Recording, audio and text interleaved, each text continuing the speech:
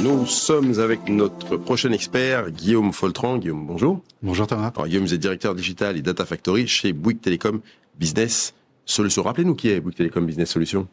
Alors déjà, Bouygues Telecom Business, qui est une des composantes de la filiale B2B de Bouygues Telecom. Donc, nous adressons à des clients haut de marché public, collectivités, ETI, grands comptes. Et nous fournissons des solutions, des services plutôt orientés autour de la connectivité, et puis désormais, depuis 24 mois, des services orientés autour de l'IT, de l'infrastructure, cloud, la cybersécurité et du digital. Et je m'occupe de cette branche-là. Eh bien, on va en parler avec vous. Alors, on s'est dit beaucoup de choses. Il y a finalement un consensus qui émerge logiquement avec tout ce que vont apporter ces outils. On a beaucoup parlé du compte rendu et de réunion. Pour autant, tout n'a pas forcément été très simple. C'est vrai que Copilot, notamment dans les premiers mois, si je prends cet outil-là, par exemple, qui est pour moi peut-être l'un des emblèmes de la manière dont les gens vont travailler demain, Copilot n'a pas forcément été la première expérience n'a pas forcément été fluide avec Copilot dès le début. Qu'est-ce qui peut expliquer justement, entre-temps les choses ont évolué, mais qu'est-ce qui peut expliquer justement cette première prise de contact finalement pas optimum entre les utilisateurs et les copilotes de Microsoft? Alors déjà, ce qu'il faut rappeler, c'est que les attentes étaient énormes autour des outils depuis la sortie de ChatGPT, on l'a abordé tout à l'heure.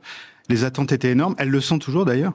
Et quand Copilot est sorti et d'autres outils, je pense qu'il y a différents sujets qui ont un petit peu pêché, différents thèmes, 3 thèmes. Déjà, la première chose, c'est les outils en eux-mêmes. C'est-à-dire que les LLM c'était les premières versions des LLM, donc ils savaient très bien résumer des choses par rapport à des connaissances qu'ils avaient eux, mais n'avaient pas forcément encore les notions des données métiers, des usages métiers. Donc les gens ont pu être un petit peu déçus par rapport aux résultats. On s'attendait à ce que les outils fassent des présentations en un clic, ultra léchées, prêts à diffuser. Ouais. C'est pas tout à fait comme ça que ça s'est passé non plus. Voilà, donc ça c'est par rapport aux outils. Et puis il y a eu un sujet aussi par rapport aux données, parce que c'est vrai que l'IA c'est pas magique, ça interagit par rapport aux données qu'elle exploite, et notamment dans le cadre des organisations, collectivités, entreprises. Et donc là il fallait que les données soient préparées, et elles l'ont pas forcément été, donc les résultats ont pu être un petit peu déceptifs à ce niveau-là. Et je dirais que le troisième aspect, c'est l'appropriation, la formation des personnes. On a un peu, je pense, cru que les usages que certains avaient pu avoir dans le monde privé avec ChatGPT allaient faire en sorte que tout allait se décliner de façon ultra simple en entreprise. Et le prompting, par exemple, c'est pas quelque chose qui est inné. Alors, paradoxalement, les IA, on se dit, on va interagir en langage naturel, et c'est vrai. Par contre, quand on fait un prompt au sein d'une IA générative, il faut lui donner du contexte, lui donner des éléments, et ça, c'est pas inné. Et je pense qu'il y a peut-être eu un manque d'accompagnement des utilisateurs au début, en tout cas. Donc ça, c'est quelque chose qui tend à se régler exactement avec le temps. Il y a la question de la mobilité, effectivement, qu'on a aussi abordée. On sait qu'aujourd'hui, l'expérience est hybride, les salariés sont sur site, chez leurs partenaires, chez eux également. Donc la question de la mobilité, finalement, c'est pas vraiment le sujet qui est le plus important. Par contre, le fait d'avoir accès à ces outils métiers depuis n'importe où, c'est plutôt là où est la nouveauté. En tout cas, pas technologique, mais en tout cas au point où on a une vraie différence entre il y a 5 ans et aujourd'hui. Quel type de garde-fous les entreprises peuvent-elles déployer pour s'assurer que finalement l'accès à un poste de travail à distance ne soit pas quelque chose qui puisse devenir in fine, dangereux pour l'intégrité et la sécurité du système d'information? Alors là, encore une fois, je pense qu'on peut revenir sur les 3 notions que j'ai évoquées juste avant, c'est-à-dire qu'il y a les outils en eux-mêmes et les pratiques autour des outils. Donc c'est vrai que désormais, je dirais que toutes les organisations déploient le concept de Zero Trust, les authentifications multiples quand on va se connecter aux outils. Donc ça, c'est, on va dire, par rapport à la couche outils solutions qui peut aller dans ce sens-là.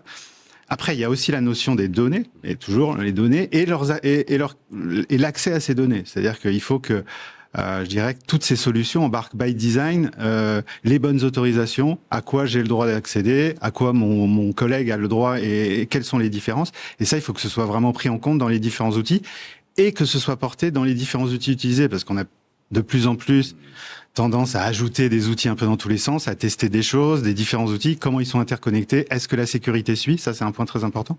Et puis une dernière fois, je veux dire, toutes ces notions ne valent rien si les utilisateurs au final sont pas sensibles à toutes ces notions et s'ils sont pas sensibilisés au risque de phishing, d'attaques diverses et variées qui peuvent se présenter à eux, et ça reste le maillon faible de tout le système.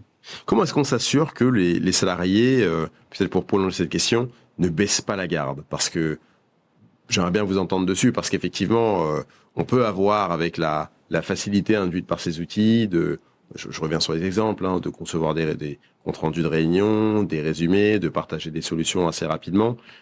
Comment est-ce qu'on s'assure que finalement, les salariés, c'est un peu la question que je posais à Stéphane un peu plus tôt, conservent les bons réflexes et ne prennent pas de mauvaises habitudes de partager des documents sans forcément se soucier du devenir de ce document et de s'assurer que son partage est bien limité. Comment est-ce qu'on s'assure qu'ils gardent des bons réflexes, ces salariés?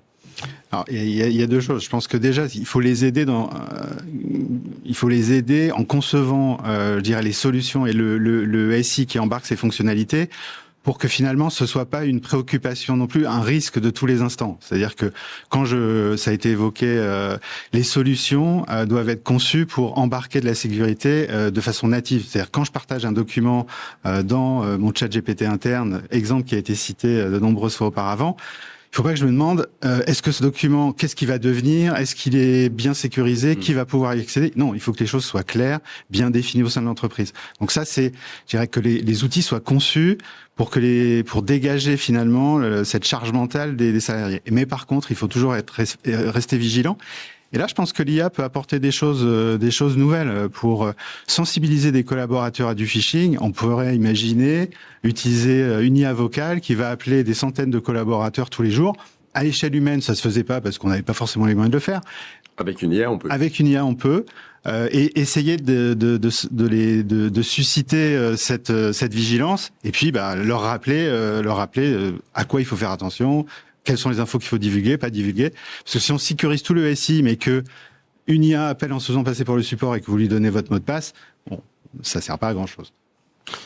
La plupart des entreprises aujourd'hui s'appuient sur une expérience assez unifiée, site Microsoft pour ne pas la citer.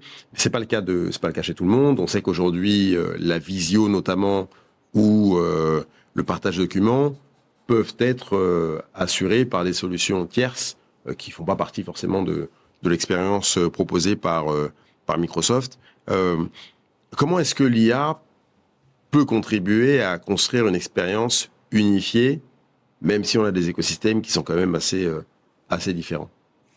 Alors ça, c'est une tendance qui est intéressante. Je pense qu'il y a un vrai rôle à jouer pour l'IA et certaines interfaces, notamment certains chatbots. On a parlé d'agentique auparavant. Il y a toute une série de solutions qui peuvent se construire dans les mois, les années qui viennent, justement pour faire de ces solutions un point central d'accès à de l'information. Ça avait été le cas il y a quelques années avec la notion d'intranet, quand on est passé de la version informationnelle à la version augmentation de la productivité. Là, je vois un petit peu le même chemin, parce que du coup, ces interfaces pourront se connecter à différents types d'outils, qui sont interconnectés ou pas. Donc ça peut être jouer ce rôle de passerelle. Ça peut aussi un peu comme des API finalement. Un peu comme des API, exactement. Les agents dont on a parlé auparavant peuvent aussi interagir avec ces différents outils. Donc ça ouvre la porte à des choses assez intéressantes. Et puis la cohérence des données à l'intérieur de tout ça peut être aussi assurée par cette couche. C'est-à-dire j'ai conçu un document, je l'ai partagé, qu'est-ce qu'il est devenu, qui l'a interrogé. Bon, je pense qu'il y a un certain nombre de dimensions qui peuvent être utilisées. Et en effet, ces IA conversationnelles peuvent être le socle d'une nouvelle unification au niveau du SI et des différentes solutions.